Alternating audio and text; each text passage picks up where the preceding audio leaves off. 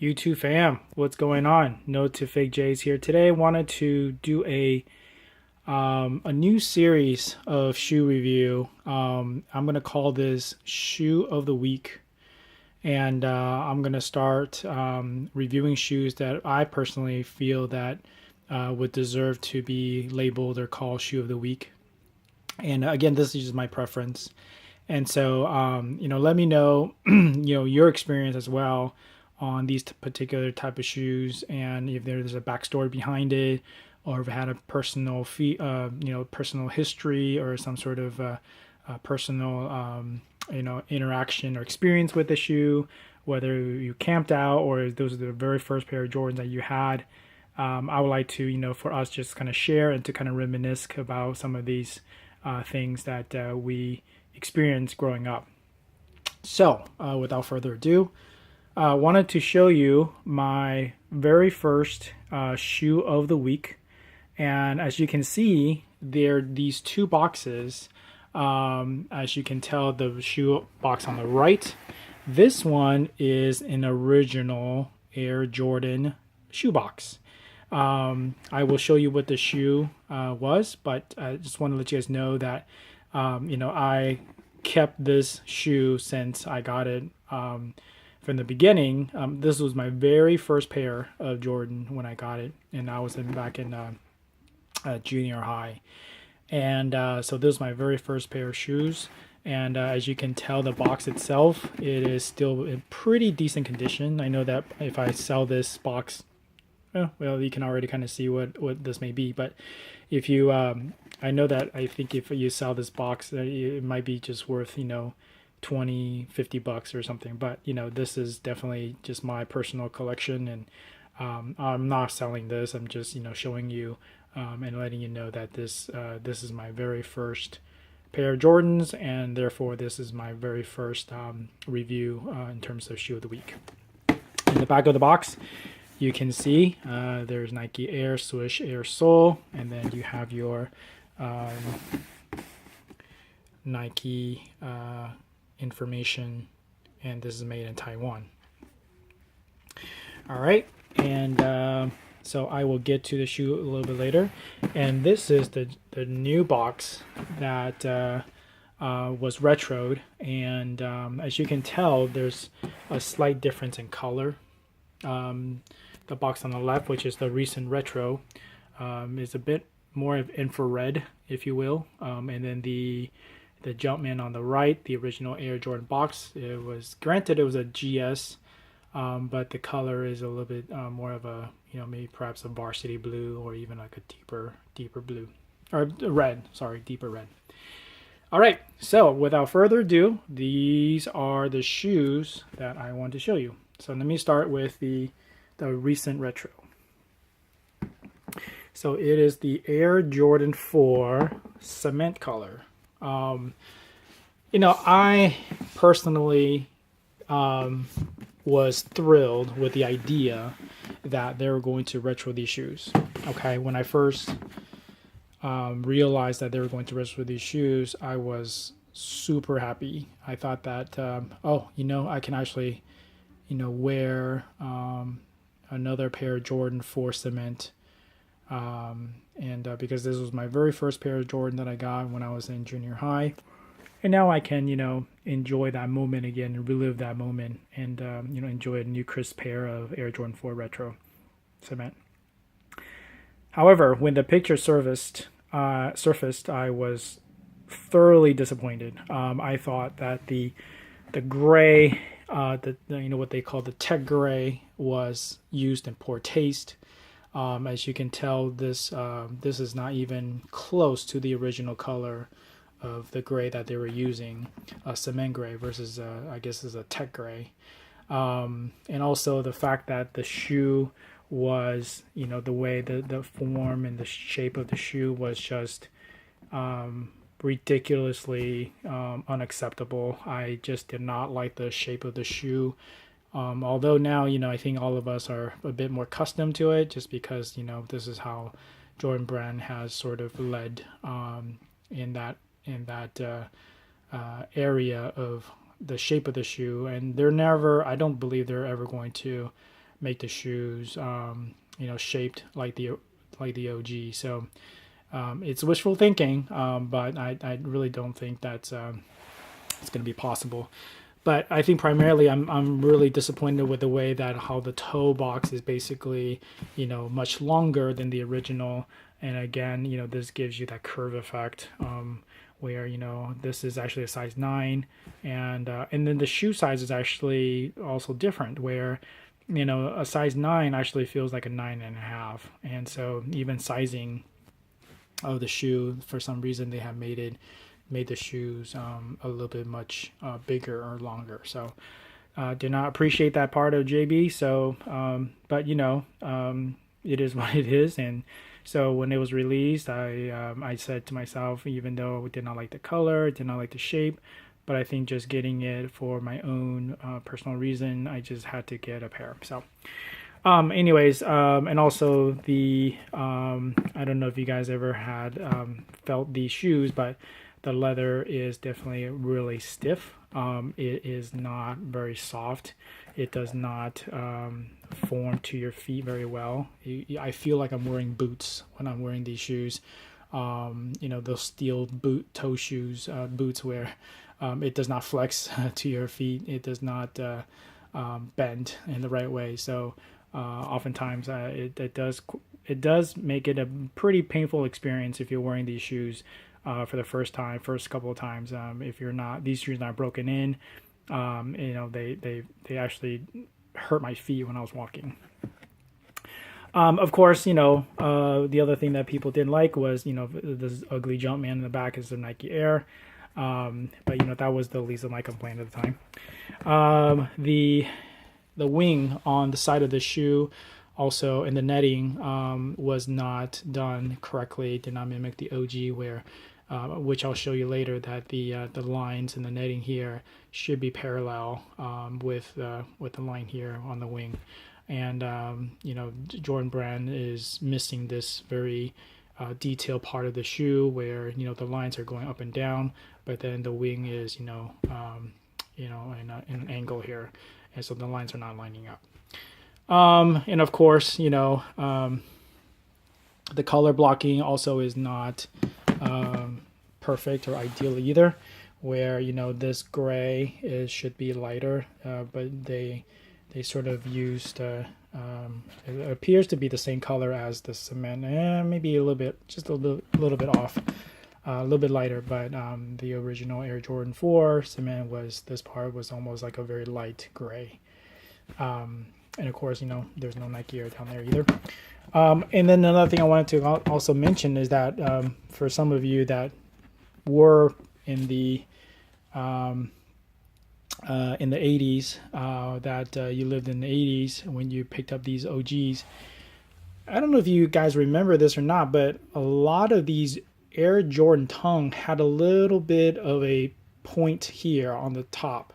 So it was kind of curvy, and then had a little bit of point here. Now I don't know whether it was just the way that the shoe was, you know, bent or curved, but it wasn't flat like this. So that was another thing about the, you know, 89 Nike flights or all these shoes. If you notice the tongue, it kind of looked like there's like a little point on top of the tongue. So it wasn't flat like this. And that was another little detail that I noticed too on these original Air Jordan 4s in that era, where the tongue was not flat like this. So that was something that I thought that was kind of interesting. And also to talk about the tongue was that this tongue, they made it extremely high. Some people call it the shin guards.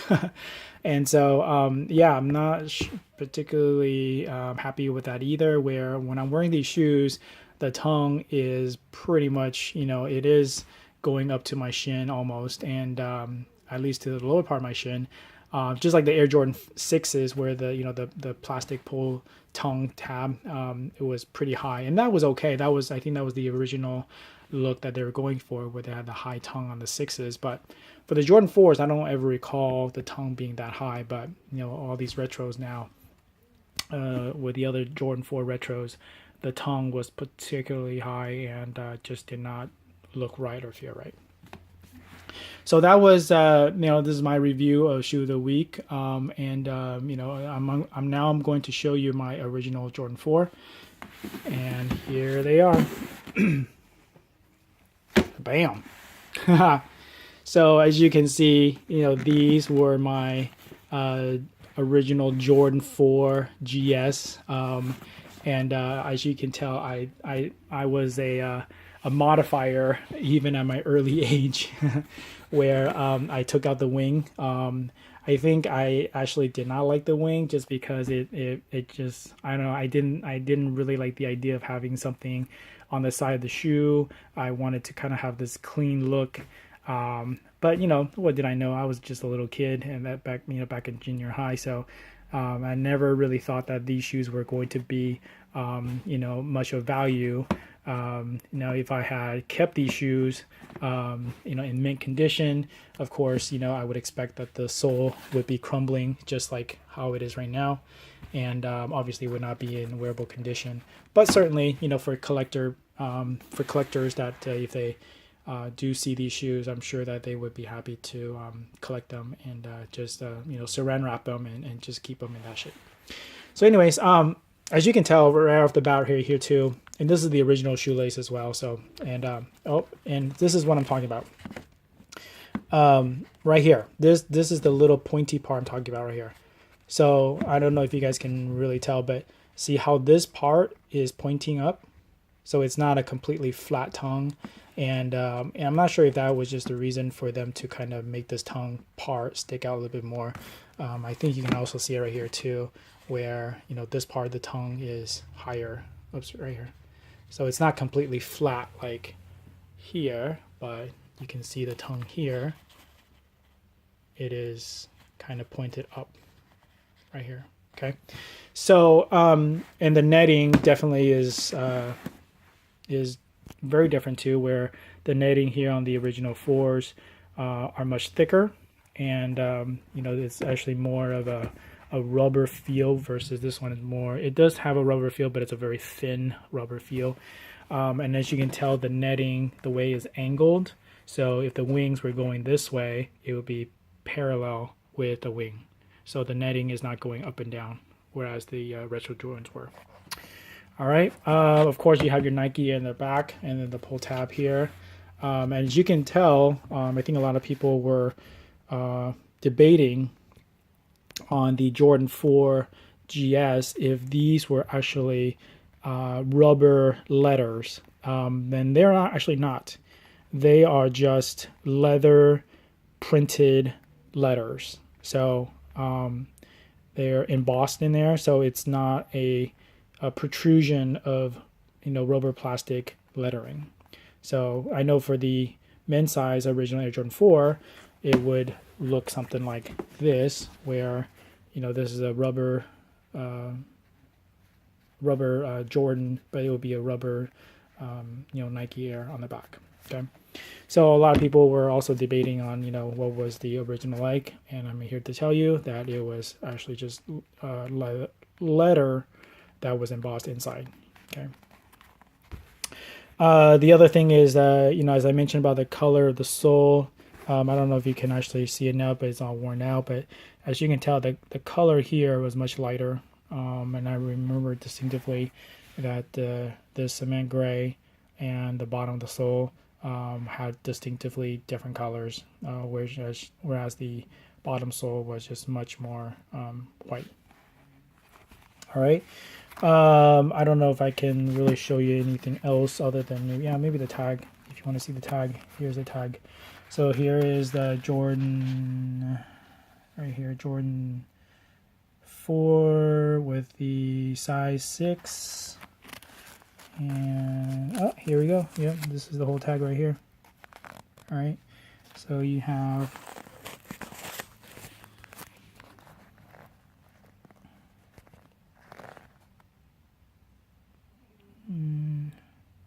here you go, made in Taiwan, and you see, it's hard to, sorry guys, it's hard to kind of see the tag in here, but anyways, it says made in Taiwan right there, made in Taiwan 89, which is made in 1989, January 01/03, which is January 3rd. Okay, so this is where it's produced. Yeah, so a little backstory about this, and please feel free to share your story of the Jordan 4 cement that you received, that you had got, whether it's a retro pair or the original pair, or whatever. Feel free to share below in the comments. But I remember when I was in junior high, and my parents knew that I thoroughly enjoyed playing basketball. And of course, like many of you, Jordan was my idol growing up. I wanted to be like him. I wanted to play like him, and therefore I wanted to, look like him in terms of, wearing his shoes and stuff like that. So they knew that I liked playing basketball, so they agreed to purchase a pair of Jordans every year. And, really, if you give a kid a one pair of sneakers to wear 1 year, this is what's going to look like when they're done, because that's all the shoe. That's the only pair of shoes that I was wearing. I did not have, flip flops. I did not have, dress shoes. I just like wearing Jordans. And so my parents would buy me a pair of Jordans. And I also remember going to the store that day of when in the store they had a size 7 Jordan 4 cement and men's size 7. And then they also had Jordan, also had the GS in size 6. The only difference was that, of course, I wanted the men's size just because on the men's size, also, if you notice, there's this black rubber part that comes out. Whereas the GS, it doesn't. Okay? I guess that's the only way you can kind of tell the difference, from looking afar, that this is a GS because it doesn't have that black, rubber part here. So when I told my parents that I wanted a pair of Jordans, I obviously gravitated towards the size 7. And I told them that, hey, look, I can wear this size. I think this is my size, and I would like to wear this. And I was to buy this. But then they said to the sales rep, they said, oh, can you bring out the 6 as well, the size 6 as well? And then let's see if he can fit size 6. And the only reason was because of the price difference. I believe the Jordan GS, and I don't know if I still have the price tag here, was much less. And I think it was probably $75 for a pair of GS. And for the men's, I believe it was probably $115, $120 maybe dollars. So there was, obviously a price difference. And so they, nonetheless, they forced me to try a size 6, and, and thinking that, if it fits him, then we can just give him that size 6 and not having to spend $120 to buy, size 7. So I tried it, and I really did not like wearing size 6. I thought that I would fit better in size 7. But unfortunately, I did fit a size 6 at the time. And so then my parents decided to buy me a size 6. And, so going to school, as a young little kid, it's, nobody's going to really, say, oh, this is a GS size, this is a small, small kid shoes. No, I don't think Jordan was popular yet at the time. And so, but then, they knew that these were Jordan 6s, or Jordan's new Jordans that just came out. And so not a lot of people were, saying, oh, these are GSs, how come you didn't get them in size, blah, blah, blah. So, but anyways, but in the back of my mind and inside my heart, I knew that I would have preferred to have, the size 7 cement 4s.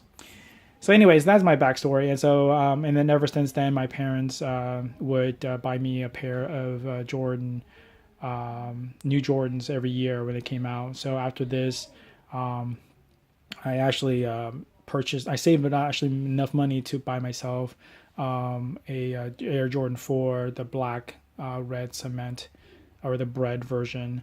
I remember going to the mall and just seeing on the shelf for I think it was like $99, and the shoe was already sort of was going out of fashion because the Jordan 5 was starting to come out.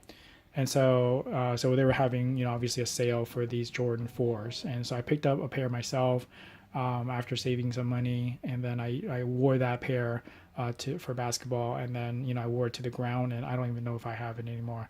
But yeah, that was just, anytime or at the time when I was buying shoes, I wasn't buying for a collection. I was just buying it for the comfort feel and for wearing and for playing basketball. So anyways, that's my backstory behind it, but I would consider these shoes my favorite of all time.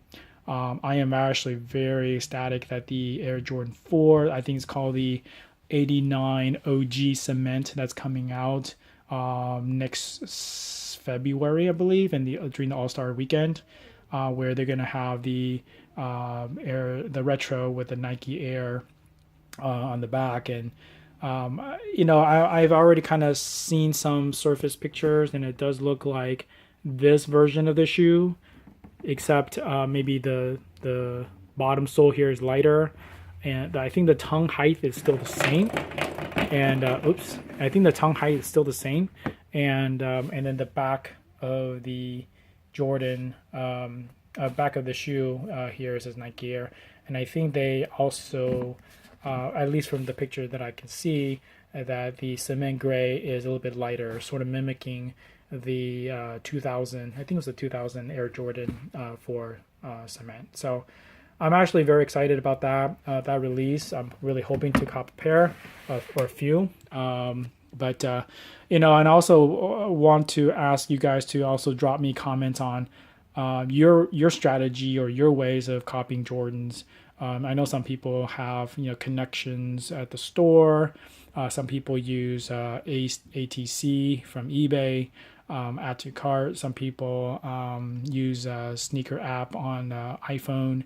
I've actually tried using sneaker app, but it hasn't been effective. I've been struck out a few times. So, but if you can share with me your strategy on how to, or increase my chances of getting a pair, I greatly appreciate it. I hope that this video was interesting and that you enjoyed it. I really wanted to kind of show you guys these two shoes, just because this is my all-time favorite. Not only that, but this was my very first pair of Jordans that I had, and for the fact that after all these years I still kept them. And so I wanted to share that piece of history with you guys and kind of let you in a little bit of about me and my shoe collection, and maybe some of the reason why I became a collector today. So I hope you enjoyed this video. Please feel free to comment and let me know what your thoughts are. And have a good one, and I will catch you next time. Peace.